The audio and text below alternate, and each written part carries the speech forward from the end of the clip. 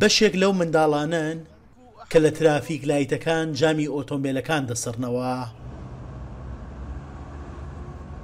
هەمویان ئالوودەی جگەرەکێشان بوونە و نێرگەلەش دەکێشن. ڕۆژانە 12 کاژێر کار دەکەن و دەڵێن زۆرجار بەهۆی کارەکانمانەوە لەلایەن هێزانەکانەوە دەستگیر دەکرین و هەر لە زیندانی چاکسازی فێری جگەرەکێشان بووین. کرێی خان و پارەی مۆلیدە زۆرە و فریای بازاری ناکەوین. من تەنیا یەک برام هەیە و ئەویش نەشتەرگەری بۆ کراوە. پۆلیس بۆ ماوەی 10 ڕۆژ دەستگیری کردم و لە چاکسازی زیندانی کرام. 10 ڕۆژ لەگەڵ پیاوکوژ و خەڵکی ڕفێنەر لە یەک ژووردا دەست بەسەر کرابووم. لە کەرکووک فرۆشتنی جگەرە و نێرگەلە بە هەموو تەمەنەکان سانسۆری لەسەر نییە.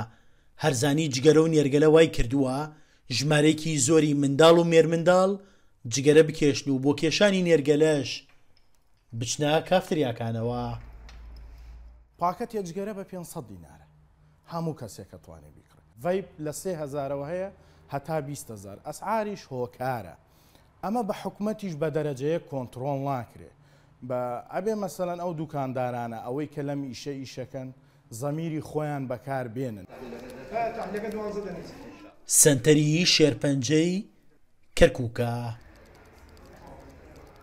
لە نێو ئەو توشبوانەی لە سنتەرەکەدا لە ژێر چاودێری پزیشکیدان چەندین منداڵ و مێرمنداڵ هەیە کە پزیشکەکان پێیان وایە بەهۆی جگەرە و نێرگەلە کێشانەوە تووشی شێرپەنجە بوون. کۆمەڵی نەخۆشی کەشەیە لەم با بڵێن بەکارهێنانی ئەم بیپ و نەرگەلەومانەوە بەکاردێت. ئەمانە خۆی بۆ خۆی جگە لەوەی کا بێتە هۆکاری نەخۆشی وەکو نەخۆشی شێرپەنجە مەترسیدارە بۆ نەخۆشی التیهاباتی سیەکان نەخۆشی پێلەن داتە ڕێە. ئەمانەش ممکنە ببێتە یەکێک لە هۆکاری ئەو نەخۆشیان.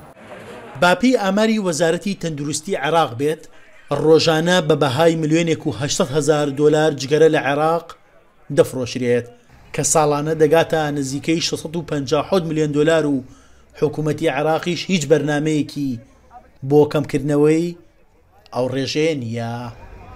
نەبوونی لێژنەیەکی چاودێریکردن و بەداداچوونی بازار وای کردووە جگەرە و نێرگەلە و کەرەستەکانی بۆ هەموو تەمەنەکان زۆر بە ئاسانی و بە نرخێکی هەرزان دەستەبەر ببێت، چونکە یاسایەک نییە کە دوکاندارەکان پابند بکات جگەرە و نێرگەلە و کەرەستەکانی بە چ تەمەنێک بفرۆشت و با چ تەمەنێک نەفرۆشن.